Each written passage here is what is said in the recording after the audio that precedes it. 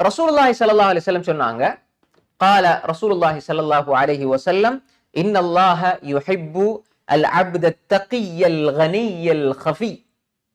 العبد التقي الغني الخفي. خير. ரசூல் ஸல்லல்லாஹு அலைஹி வஸல்லம் சொன்னாங்க, அல்லாஹ் தஆலா இந்த மனிதனை விரும்புகிறான். எந்த மனிதன்? இது இந்த முஸ்லிம்ல வரக்கூடிய செய்தான். கிதாபு ஸுஹூத்ல இமாம் முஸ்லிம் எழுதிக்கிறாங்க. கிதாபு ஸுஹூத்.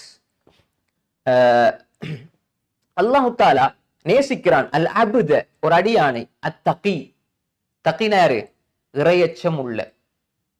தகினா என்ன? தக்வா, இறையச்சம், பயம். அது விளக்கத்தை இன்ஷாஅல்லாஹ் அடுத்து நாங்க பார்ப்போம். அடுத்து அல் கனி. கனின்னா என்ன? கனியாக இருக்கக்கூடியவன்டா போதுமென்ற மனமுடையவர். உண்மையான செல்வந்தன் யாரு? போதுமென்ற மனமுடையவன் தான் உண்மையான செல்வந்தன். போதாது போதாதுன்னு இருந்தா இந்த உலகத்தை கொடுத்தாலும் போதாதுதான். என்ன, தங்க ஆறு ஓடுனாலும் சரி போதாதுதான். போதும் என்று இருந்தா போதும். தானே? அடுத்து மூன்றாவது அல் ஹஃபி, மறைவான நிலையிலே இருந்து கொண்டு அல்லாஹுடைய இபாதத்தில் காலத்தை கழிக்கக்கூடிய, அதே போன்று தன்னுடைய வேலையை தான், அதாவது தன்னுடைய வேலையிலே தன்னுடைய விடயங்களில் கவனம் செலுத்துறது.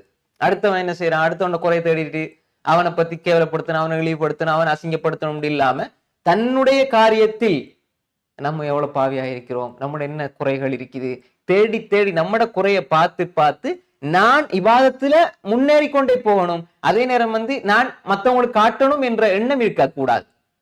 மாஷா அல்லாஹ், எல்லாரும் பாருங்க, நான் இப்படி செய்யறேன், என்னென்ன செஞ்சிருக்கிறேன், என்னென்ன இபாதத்துகள், என்னென்ன இதுல நான் ஒரு பெரிய பயபக்தி உள்ளால், நான் ஒரு பெரிய ஆலிம், நான் ஒரு பெரிய ஷேக் அப்படின்னு சொல்லி காட்டக்கூடியவராக இருக்க மாட்டார். அல்லாஹ்வை அஞ்சக்கூடியவராக, அதே போன்று போதும் என்ற குணமுடையவராக, அதே போன்று மறைந்து மறைந்து அமல் செய்யக்கூடியவராக, பிரபல்யத்தை விரும்பாமல் மறைந்து மறைந்து அமல் செய்யக்கூடியவராக இருப்பார்.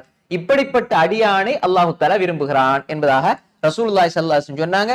இமாமுனா முஸ்லிம் ரஹிமஹுல்லாஹ் கிதாபு ஸுஹூத்ல இந்த செய்தியை பதிவு செய்திருக்கிறார்கள். இப்ப இந்த ஹதீஸுடைய விளக்கத்துக்கு நாங்க வருவோம். அத்தகீன்னு சொன்னால், முதலாவதாக தக்வா என்று சொல்கின்ற பொழுது நம்ம தக்வா பத்தி விரிவாக பார்த்திருக்கிறோம். இறையச்சம், இறை பயம் என்று சொல்லும் பொழுது அல்லாஹ் அஞ்சுறது அல்ல, அல்லாஹ்வுடைய தண்டனையை அஞ்சுவது. அல்லாஹ்வுடைய தண்டனையை நாம் பயப்பட வேண்டும், அதுதான் இறையச்சம் என்பது நாட்டம். அதற்கு மாற்றமாக அல்லாஹ்வை நாம் நேசிக்க வேண்டும், அவன் மீது அன்பு கொள்ள வேண்டும், அவனுடைய கருணையை ஆதரவிக்க வேண்டும், அவனுடைய மன்னிப்பை எதிர்பார்க்க வேண்டும், அவன் மீது நல்லெண்ணம் கொள்ள வேண்டும், அவனுடைய அருள்களை ஆசிக்க வேண்டும், கேட்க வேண்டும். இவ்வாறான ஒரு நிலையிலே ஒரு முஃமின் இருப்பான். அப்ப எனவே அதுதான் தக்வா. அதே மாதிரி அல்லாஹ் ஈமான் கொண்டிருப்பான், தொழுகையை சரிவர நிறைவேற்றுவான், அதே போன்று அல்லாஹ் கொடுத்ததை செலவழிப்பான். முஹம்மது ஸல்லல்லாஹு அலைஹி வஸல்லம் அவர்களுக்கு இறக்கி வைத்ததை கொண்டு அவர் ஈமான் கொண்டிருப்பார். முஹம்மது ஸல்லல்லாஹு அலைஹி வஸல்லம் முன்னால இறக்கி வைக்கப்பட்ட வேதங்களை கொண்டு ஈமான் கொள்வார், ரசூல்மாரை கொண்டு ஈமான் கொள்வார், மறுமை நாளை கொண்டு ஈமான் கொள்வார், கியாமத்து நாளை கொண்டு ஈமான் கொள்வார். அதே போன்று கபருடைய வேதனை, சொர்க்கம், நரகம், அதே போன்று எல்லா வகையான நம்பிக்கை சார்ந்த விடயங்களிலே அவர் கவனம் செலுத்துவார். அதே போன்று அவர் அல்லாஹ்வுக்காக தர்மம் செய்வார், கோபத்தை அடக்கிக் கொள்வார், மக்களை மன்னிப்பார், பாவம் தவறுகள் செய்தால் உடனே இஸ்திக்பார் தௌபா செய்து விடுவார். அதே போன்று செய்த குற்றங்களை தொடர்ந்து செய்திருக்க மாட்டார். ஒரு குற்றம் என்று தெரிந்தால் அதை உடனே விட்டுவிட்டு அல்லாஹ்வுக்காக வேண்டி தன்னுடைய வாழ்க்கையை மாற்றி செயல்பட ஆரம்பிப்பார். தன்னுடைய வாழ்க்கையை மாற்றக்கூடியவர் தான் தக்வா உள்ளவர். இவரை அல்லாஹ் தஆலா நேசிக்கிறான். இரண்டாவதாக அல் கனி. கனின்னு சொன்னா பொதுவாக அல்லாஹ்வுடைய விஷயத்துல வல்லாஹு கனி, வல்லாஹுல் கனி வ அன்துமுல் ஃபுகரா. அல்லாஹ் தஆலா கனியாக இருக்கிறான், அல்லாஹ் கனியாக இருக்கிறான். வ அன்துமுல் ஃபுகரா, நீங்க அவன் பால் தேவையுடையவனாக இருக்கிறீர்கள். அல்லாஹ் செல்வந்தனாக, அல்லாஹ் கொடுக்கக்கூடியவன், யாரை விட்டும் அனைவரை விட்டும் தேவையற்றவனாக இருக்கிறான். வல்லாஹுல் கனி, அல்லாஹ் யாரு? கனியாக இருக்கிறான். நீங்க யாரு? ஃபுகரா, ஃபகீர்ன தேவையுடையவர்களாக இருக்கிறீர்கள். வல்லாஹுல் கனி வ அன்துமுல் ஃபுகரா. கைர். அப்ப இந்த இடத்துல கனின்னு சொன்னா ஒரு மனிதன் பிறரிடம் இருந்து தேவையற்றவனாக இருக்க வேண்டும். அதே போன்று இன்னும் இதனுடைய ஆழமான கருத்து என்ன சொன்னா, போதும் என்ற மனம் இருக்க வேண்டும். ஒரு மனிதனுக்கு போதும் என்ற மனம் இருக்க வேண்டும். ஒரு மனிதன் நான் என்னுடைய அடிப்படை தேவைகள், அடிப்படை வசதி வாய்ப்புகள் அவன் செய்து கொள்ள வேண்டும் என்பது அதில் ஆசை வைப்ப தப்பு கிடையாது. இப்ப நீங்க ஒரு அழகான வீடு கட்டணும், ஒரு வாகனம் எடுக்கணும், உங்களோட பிள்ளைகளுக்கு பொருட்களை சாமான் தேவையானவங்களை வாங்கி கொடுக்கணும் என்றா அது பிரச்சனை அல்ல. இப்ப நீங்க 1க்கு 2 வச்சுக்கிட்டு 3வது 4வது எதிர்பார்க்கிறது, அதே மாதிரி பல ஒரு ஜெனரேஷனுக்கு சம்பாதிச்சு முடிஞ்சு 2வது சந்ததியினருக்கு சம்பாதிக்கின்ற, அதுக்கும் சேர்த்து கவலைப்படுற. அடே இந்த பிள்ளைக்கு நான் இதை கொடுக்கணுமே அதை கொடுக்கணுமேன்னு சொல்லி திரும்ப திரும்ப நம்முடைய மனசை வருத்தி கொண்டு அப்படி யோசித்து கொண்டு தன்னை வருத்தி கொண்டு என்ன தேடிக்கொண்டே இருக்கக்கூடியவர்கள் எப்பொழுதுமே தன்னுடைய வாழ்க்கையில நிம்மதி அடைய மாட்டார்கள். போதும் என்ற குணம் வாழ்க்கையில வராது. மாற்றமா ரைட் அல்லாஹ் இன்றைக்கு வரக்கூடிய இன்றைக்கு நமக்கு என்ன தேவையோ அது அல்லாஹ் தந்திருக்கிறான். இன்றைக்கு தந்த அல்லாஹ் நாளைக்கும் தருவான். அப்ப நாளைக்கு வரும்போது இன்று இன்று இன்று பார்க்கும் பொழுது பார்க்கும் பொழுது நம்ம நேற்று அந்த ஹதீஸை பார்த்தோம். இன்று பார்க்கும் பொழுது ஒரு மனிதர் 3 விடயங்களோடு அவனுடைய வாழ்க்கை இருக்கும் என்றால் 3 விடயங்களும் அவனுக்கு ஒரு நாள்ல கிடைக்கும் என்றா அவனுக்கு இந்த உலகம் கிடைச்சது போலன்னு சொன்னாங்க ரசூலுல்லாஹி ஸல்லல்லாஹு அலைஹி வஸல்லம். என்ன மன் அஸ்பஹ மின்கும் ஆமிரன் ஃபீ சிர்பிஹி வ மஆஃபன் ஃபீ ஜஸதிஹி வ இன்தஹு கூத் யௌமிஹி கஅன்னமா ஹீஸத் லஹு துன்யா. திருமதியில வரக்கூடிய இப்னு மாஜா திருமதியினுடைய 2346 அது மாதிரி இப்னு மாஜாவுடைய 41 வரக்கூடிய ஹதீஸ் சரியான ஹதீஸ். மன் அஸ்பஹ மின்கும் ஆமிரன் ஃபீ சிர்பிஹி யார் ஒரு மனிதர் தன்னுடைய வீடு பாதை இந்த விடயங்கள்ல பாதுகாப்பா இருக்கிறார், வீட்டுல அவர் பாதுகாப்பா இருக்கிறார், செல்ற பாதையில அவருக்கு பாதுகாப்பு கிடைக்குது, அவர் பாதுகாப்பாக முறையில இருக்கிறார், இப்படி காலை அடைகிறார். 2வது முஆஃபன் ஃபீ ஜஸதி அவருடைய உடல் ஆரோக்கியம் அவருடைய உடல் நல்ல ஆரோக்கியமாக இருக்கிறது, அவர் மாஷா அல்லாஹ் அவருக்கு எந்த ஒரு கடுமையான நோயும் இல்லை. பொதுவாக சில சின்ன சின்ன நோய்கள் தடுமல் காய்ச்சல் இதெல்லாம் அடிக்கடி போற விஷயங்கள், இதல்லாம அவருக்கு பெரிய ஒரு நோய் இல்லை, ஆரோக்கியமாக இருக்கிறார். வைந்தஹு கூத்து யௌமிஹி அன்றைய நாளுடைய உணவு அவரிடம் இருக்கிறது என்றால் ரசூல் ஸல்லல்லாஹு அலைஹி வஸல்லம் சொன்னாங்க ஃபகஅன்னமா ஹீஸத் லஹு துன்யா அவருக்கு முழு உலகமும் கொடுக்கப்பட்டதை போன்று என்பதாக ரசூல் ஸல்லல்லாஹு அலைஹி வஸல்லம் சொன்னாங்க. அப்ப எனவே இன்று நான் இதை பெற்றிருக்கிறேனா என்றால் எனக்கு முழு உலகத்தை விட பெரிய சொத்து எனக்கு கிடைச்சிட்டது. அப்படி ஒவ்வொரு மனிதனும் வாழ வாழ வாழ நிச்சயமாக அல்லாஹு தஆலா என்ன செய்வான், அவனுடைய மனசை திருப்தியுடையதாக அல்லாஹு தஆலா ஆக்குவான். அதாவது இப்னு பத்தால் ரஹ்மத்துல்லாஹி அலைஹி சொல்றாங்க இந்த ஹதீஸுடைய கருத்தை பத்தி இப்னு பத்தால் ரஹ்மத்துல்லாஹி புகாரியினுடைய மிகப்பெரிய ஒரு விரிவுரையாளர் ஹாஃபிஸ் இப்னு ஹஜர் அல் அஸ்கலானி ரஹிமஹுல்லாஹ் ஃபத்துல் பாரியிலே இவங்களுடைய கருத்தை நிறைய பதிவு செய்வாங்க. இமாம் இப்னு பத்தால் ரஹ்மத்துல்லாஹி சொல்றாங்க கனி கினான்னு சொன்ன என்ன, அதாவது பொருளாதாரத்தை அதிகமா சேர்த்து வைக்கக்கூடியவர் அல்ல கனி, மாற்றமாக யாருடைய உள்ளத்திலே போதும் என்ற குணம் இருக்கிறதோ அவர்தான் கனி என்பதாக இமாம் இப்னு பத்தால் ரஹ்மத்துல்லாஹி அலைஹி அவர்கள் சொல்றாங்க.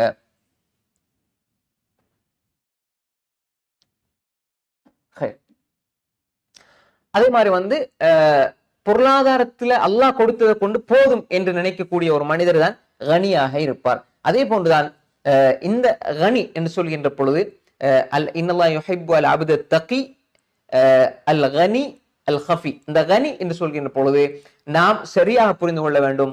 அல்லாஹு தஆலா தருகின்ற அருள்களை கொண்டு நாம் பொருந்திக் கொள்ளக்கூடியவர்களாக இருக்க வேண்டும். எல்லாத்துக்குமே நாம் அல்ஹம்துலில்லாஹ் எல்லா போலும் அல்லாஹ்வுக்கே என்று நாம் அல்லாஹ்வுக்கு நன்றி செலுத்தக்கூடியவர்களாக எப்பொழுதும் அல்லாஹ் எனக்கு தந்திருக்கக்கூடிய அருள்களை பார்க்கணுமே தவிர நாம் என்னென்ன கிடைக்கலையோ அதையெல்லாம் நினைச்சு வருத்தப்படக்கூடாது.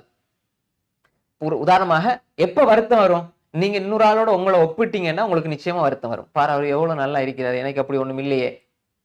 ரசூலுல்லாஹ் சொன்னாங்க உங்களுக்கு கீழே இருக்கிறவங்கள பாருங்க, அப்படி ஒரு எண்ணம் உங்களுக்கு கீழே இருக்கிறவங்கள பாருங்க.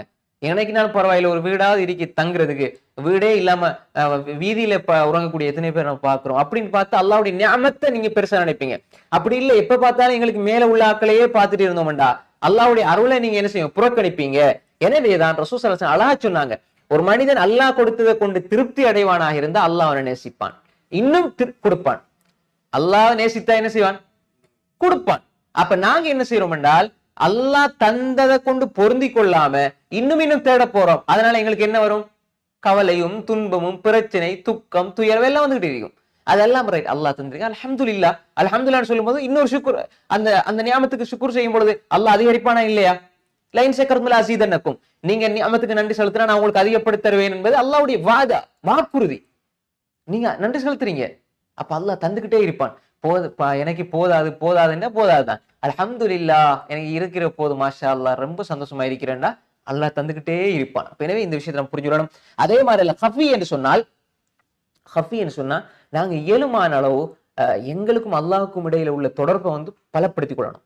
நிறைய மக்களுக்கு காணாத வகையில் மக்களுக்கு அறியாத வகையில் நாம் சில அமல்களை அல்லாஹ்வோட வச்சுக்கொள்ளணும்.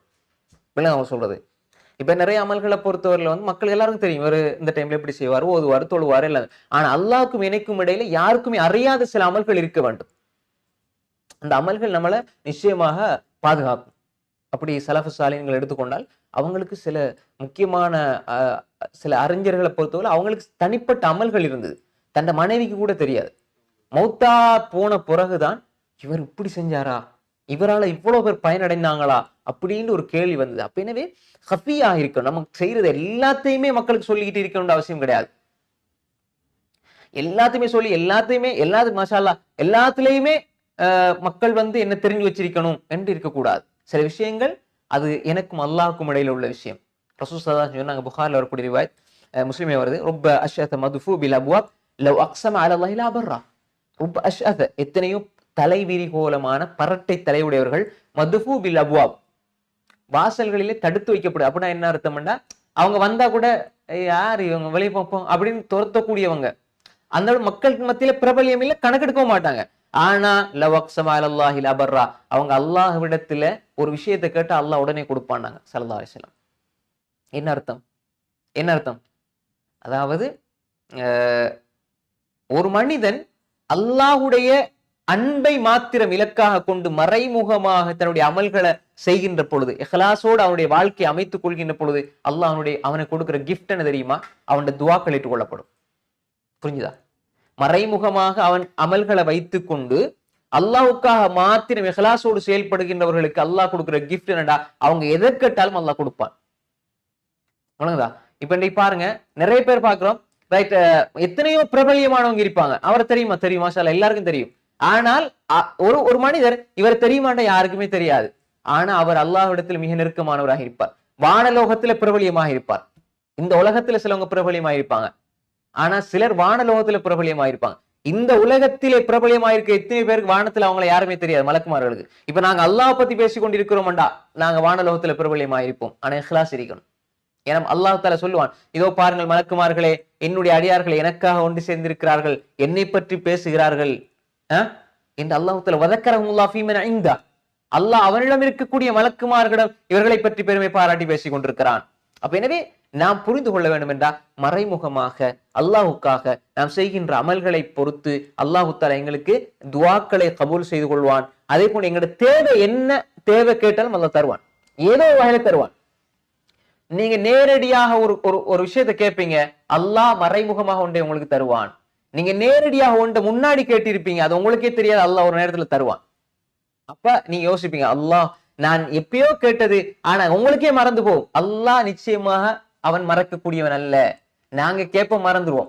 போன வாரம் ஒண்ணு கேட்டிருப்போம், இந்த வாரத்துல அதுக்கு ஏன் தான் கேட்டோம், அதை விட நல்லது இப்ப வந்துட்டுதே அப்படின்னு நினைப்போம். ஆனா அல்லாஹு தஆலா நாங்களே ஒன்றை மாத்திக்கொண்டே இருப்போம், மறந்து விடும். அல்லாஹ் உங்களுக்கு எது தேவையோ, எது பொருத்தமானதோ, எப்ப தேவை, அதே போல் உங்களுக்கு எது சிறந்தது என்பதை அல்லாஹ் அறிந்தவன். எப்ப அது சிறந்தது என்பதை அல்லாஹ் தான் அறிந்தவன். அப்ப எனவே எப்ப உங்களுக்கு தேவை, இப்பதான் எனக்கு இப்ப தேவைங்கிறது எனக்கு விளங்குது, ஆனா அல்லாஹ்க்கு தெரியும் இவனுக்கு இப்ப கொடுத்தா இவன் சரி வர மாட்டான், இப்ப அவனுக்கு தேவை இல்லாது. ஆனா அவன் ஆசை சொல்லுது, அல்லாஹ் தந்துரு அவன் ஆசை சொல்லுது. எங்கட துஆக்கள் மனோ இச்சையின் அடிப்படையில உள்ளது. ஆனா அல்லாஹ்வுடையது ஞானம், ஹிக்மத்தோட சம்பந்தப்பட்ட எதிர்காலத்துல என்ன நடக்கும் இதை வச்சு. சில பொழுது நீங்க இப்ப கேட்பீங்க, அது கிடைக்காம அடுத்த வருஷம் கிடைக்கும், அதன் மூலமாக நீங்க அடைகிற சந்தோஷம் இருக்குது, அது முன்னாடி கிடைச்சிருந்தா அந்த சந்தோஷம் நீங்க பெற்றிருக்க மாட்டீர்கள். எனவே அல்லாஹ்வுடைய ஹிக்மத் மிக மிக நுணுக்கமானது, ஞானம் மிக மிக நுணுக்கமானது. அவன் ஹக்கீம் அல் லத்தீஃப் அல் ஹபீர்.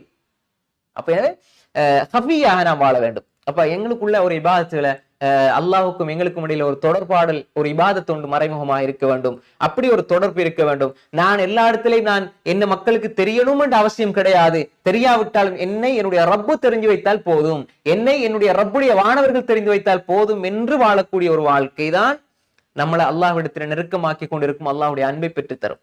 நம்ம சொல்றது. எனவே அப்படிப்பட்ட அடியார்கள். அப்ப 3 விஷயம் சொன்னோம். என்ன? இன்னல்லாஹு யுஹிப்பு அல் அப்த். முதல்ல சொல்லுங்க, அத்தகி. தகினா யாரு? இறைச்சம் உள்ளவர். அல் கனி, போதும் என்ற குணமுடையவர், என்னை போதும் என்று வாழக்கூடியவர். அதே மாதிரி அல் கஃபி, வெரி குட், மாஷா அல்லாஹ். அப்ப மறைமுகமாக அமல் செய்யக்கூடியவர் ஒன்று. 2வது அதனுடைய கருத்து என்னடா, விரிவான கருத்து உள்ளடக்கியது. 2வது தன்னுடைய விடயங்கள்ல கவனம் செலுத்தக்கூடியவர். நிறைய பேர் என்ன செய்யணும், இபாதத் செய்வாங்க, ஆனா அவங்க தூக்கி கொடுத்துட்டு போயிடுவாங்க எல்லாத்தையுமே. அப்படி இருக்கக்கூடாது.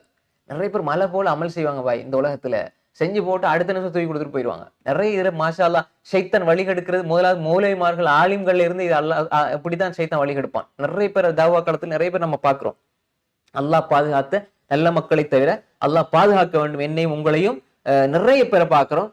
அடுத்தவண்ட புறம் அதை ஒரு ட்ரெண்டிங் ஒரு ஒரு ஒரு ஒரு ஒரு இஸ்லாமிய பிரச்சாரமாக கூட சொல்லுவதை பார்க்கிறோம். அடுத்தவண்ட பேரை சொல்லி அவனுடைய தனிப்பட்ட குறைகள் அவன் அப்படி எப்படி குறைய பேசக்கூடிய. அப்ப என்னண்டா இவர் ஹஃபி அல்ல, இவர் என்ன செய்யறாரு செஞ்ச அமலை தூக்கி கொடுத்துட்டு போறாரு, செஞ்ச அமலை தூக்கி கொடுத்துட்டு போறாரு. அப்ப அப்படி இருந்தா நாளைக்கு மறுமையில் என்ன கிடைக்கும்? கிடைக்கிறது எல்லாத்தையும் செலவழிச்சா எதை நீங்க ஊருக்கு கொண்டு போவீங்க? அப்படி கேட்கணுமா இல்லையா? அப்ப இது உலகத்திலே இந்த கேள்வியை கேட்கிறோம்டா. கிடைக்கிறது எல்லாம் தூக்கி கொடுக்குறீங்க பாய், அவனுக்கு இவன் கொடுத்துட்டு நீங்க எப்படி எதை கொண்டு மறுமையில யார்கிட்ட போய் எதை கேட்க போறீங்க? அல்லாட்ட கேட்டா அல்லாஹ் தருவானா? உங்களோட தொழுகையில உங்களுடைய இபாதத்துகள் நன்மை கிடைக்குமா? கிடைக்காது. அப்ப எனவே நாம் தக்கியாக இருக்க வேண்டும், கனியாக இருக்க வேண்டும். மூணாவது ஹஃபியாக இருக்க வேண்டும், மறைமுகமாக அமல் செய்யணும், மறைவான அமல்களை வச்சுக்கொள்ளணும். அதே நேரம் நாம் தெளிவாக புரிந்து கொள்ள வேண்டும், எங்களுடைய விடயத்தில் நாம் கவனம் செலுத்த வேண்டுமே தவிர அடுத்தவனுடைய எல்லா குறைகளையும் தேடி போட்டு நம்முடைய அமல்கள் அந்த ஓட்டப்பைக்குள்ள போடுற மாதிரி ஆக்கிடக்கூடாது. ஓட்டப்பைக்குள்ள போட்டா இருக்குமா? போட எவ்வளவு பெருமதியானது போட்டாலும் கீழால ஒழுகிக்கிட்டே இருக்கும். அப்படி நாம் இருந்துவிடக் கூடாது.